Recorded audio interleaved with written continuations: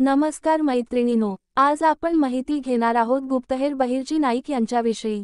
बहिर्जी नाईक हे मराठ्यांच्या इतिहासातील एका महानायकाचं नाव। छत्रपती शिवाजी महाराजांनी ज्या स्वराज्याची शपथ रायरेश्वराच्या मंदिरात घेतली त्या स्वराज्याचा सुरुवातीपासून ते महाराजांच्या निधनापर्यंतचा साक्षीदार म्हणजेच नाईक होते। दिवसभर बहुरूप्याचे खेळ करून पोट भरवणारे बहिर्जी एकदा राजे मोहिमेवरती असताना त्यांना भेटले। महाराजांनी त्यांच्यातील कसब ओळखली। नाईक स्वराज्यनिर्मितीच्या कामाला हिरा आहेत हे राजांनी ओळखले आणि तात्काळ त्यांना त्या कामात रुजू करून घेतले। महाराज नेहमी आपल्या माणसांतील गुण ओळखून त्यांना कामे वाटत असत। बहिर्जी नाईक कुणाच्याही नकला, वेषांतर करायला अगदी पटाईत होते। तसेच ते बोलण्यातही हुशार होते। त्यामुळे राजांनी त्यांना गुप्तहेर खात्यात रुजू करून घेतले।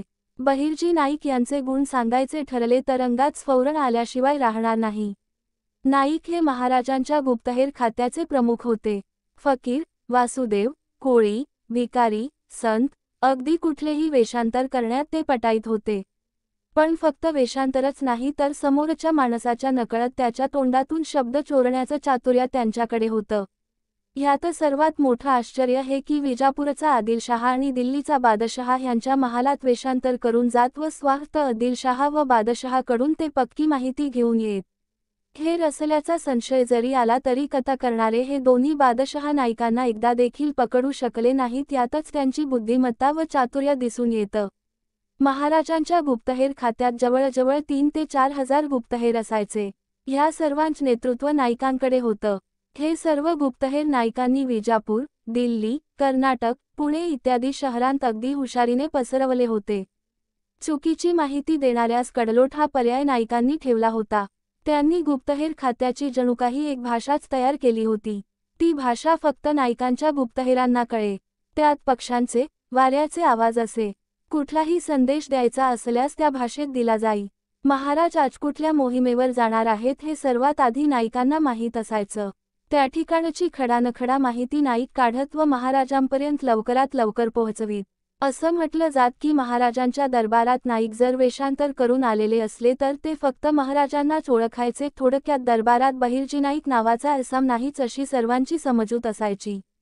ते फक्त गुप्तहेरच नाही तर लढवय्ये देखील होते। तलवारबाजीत, दांडपट्यात ते माहिर होते। कारण गुप्तहेरांना कधीही कुठल्याही प्रसंगाला सामोरे जावे लागेल हे त्यांना माहीत होते। कुठल्याही घटनेचा ते खूप बारकाईने विचार करी। शत्रूचे गुप्तहेर कोण, ते काय करतात ह्यांची देखील माहिती ते ठेवत। तसेच त्यांच्याकडे एखादी अफवा पसरवायची असल्यास किंवा शत्रूला चुकीची माहिती पुरवायची असल्यास ते काम ते चतुराईने करीत। फक्त शत्रूच्याच प्रदेशाची नाही तर महाराजांच्या स्वराज्याची देखील पूर्ण माहिती ते ठेवत। शिवाजी राजे व शंभू राजे जेव्हा दिल्लीच्या बादशहाच्या वाढदिवसाच्या दिवशी त्याला भेटायला गेले असताना त्याआधीच दिल्लीत नाईकांचे गुप्तहेर दाखल झाले होते। कारण महाराजांना काही दगाफटका होऊ नये ह्याची त्यांनी पूर्ण काळजी त्यांनी घेतली होती। त्यासाठी त्यांनी आपले 450 गुप्तहेर वेगवेगळ्या वेशात दिल्लीच्या कानाकोपऱ्यात लपवले होते आणि तेही महाराजांच्या येण्याच्या महिनाभर अगोदर केले। हा एकच प्रसंग परंतु महाराजांच्या आयुष्यातील प्रत्येक घटनेत गुप्तहेर म्हणून त्यांचा सहभाग असायचा। त्यात अफजलखानाचा वध, पन्हाळ्यावरून सुटका, शाहिस्ताखानाची बोटे तोडणे, पुरंदरचा वेढा किंवा सुरतेची लोट असो प्रत्येक प्रसंगात बहिर्जी नाईक महाराजांचे अर्धे काम पूर्ण करत असत। ह्या प्रत्येक घटनेत नाईकांनी शत्रूची इत्यंभूत माहिती महाराजांना दिली होती। बऱ्याच वेळा महाराज बहिर्जींनी दिलेल्या सल्ल्यांचा विचार करून पाऊल टाके। राज्याभिषेक करताना महाराजांनी ज्या अष्टमंडळाची निर्मिती केली होती त्यात गुप्तहेर खातं तयार करण्यात आलं होतं। तेव्हा देखील नाईक त्या खात्याचे प्रमुख होते। अशा ह्या बहिर्जी नाईकांपासून व त्यांच्या हुशारीपासून आपण शिकण्यासारखं बरंच काही आहे। हे शक्य झालं नाही तरी नाईकांचे स्वराज्यासाठीचे लाखमोलाचे योगदान विसरू नका। सुरतेची पाळती, सुरतेहून पाळती बहिर्जी जासूद आला। सुरतेची पोथी त्याने महाराजांपुढे वाचली आणि म्हणाला की सुरत मारिल्याने अगणित द्रव्य सापडेल असे सांगितले। त्याच्यावरून राजेयांनी विचार केला आणि बेत निघाला। सुरत म्हणजे औरंगजेबाच्या दारातील पारडू मेलेली दुभती म्हैसच होती। दिल्ली खालोखाल दिमाख होता सुरतेचा। अशा ह्या सुरतेत औरंगजेबाच्या 5000 सैनिकांचा जागता पहारा। सुरतेभोवती अभेद्य तटबंदी राजगडापासून अंदाजे 325 किलोमीटर उत्तरेला असलेल्या ह्या सुरतेच्या प्रत्येक घराची खडानखडा माहिती राजांना होती, कारण राजांचा तिसरा नेत्र सुरतेवर पाळत ठेवून होता. तो तिसरा नेत्र म्हणजे बहिर्जी नाईक. सुरत म्हणजे ऐश्वर्य. अवघ्या जगातील व्यापाराच्या मोठ्या घडामोडी इथे चालत. 18 टोपीकर, इराणी, हाफशी, तुराणी, बगदादी, अरबी, बोहरा, खोजा, यहुदी, अफगाणी, मुघली इत्यादी परदेशी व्यापारीही इथून व्यापार करत असत. ह्या लोकांनी सुरत भरून गेली होती. औरंगजेबाच्या फौजेने 3 वर्षे रयत नासवली होती. ती ह्याची भरपाई म्हणून महाराजांना सुरतेतील संपत्ती हवी होती. 1664 सततची युद्धे आणि त्यामुळे रिता होत असलेला खजिना यामुळे शिवाजीराजे चिंतेत होते.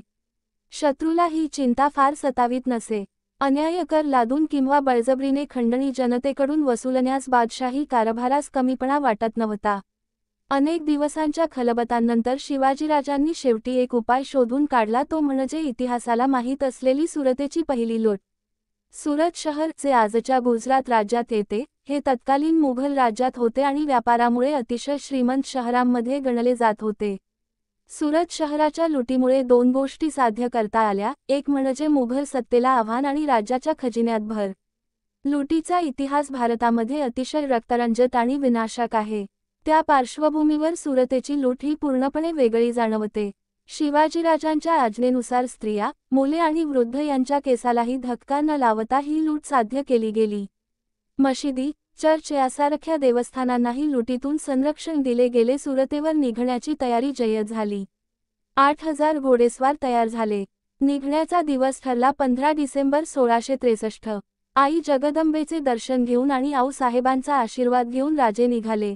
मजल दरमजल करत 5 जानेवारी 1664 मंगळवार शिवाजी महाराज सुरतजवळील घणदेवी येथे येऊन धडकले. सकाळी 10 वाजण्याच्या सुमारास तेथून पुढे ते उधन्यास येऊन पोचले. उधन्यावरून शिवाजी महाराजांनी आपला वकील इनायतखान सुभेदाराकडे पाठवला. वकिलाने फर्मावले की इनायतखान सुभेदाराने व सुरतेतील नामवंत व्यापाऱ्यांनी महाराज सांगतील तेवढी खंडणी भरण्याची व्यवस्था करावी. अन्यथा सुरतची बदसुरत झाल्यास त्याची जबाबदारी आमच्यावर नाही. पण दिखाऊ कर्तबगारीचा तो इनायतखान बहादूर याने महाराजांचे सौजन्यशील फरमान धुडकावून लाविले. त्या मगरुरीमुळे महाराजांनी सुरत लुटण्याची आज्ञा केली.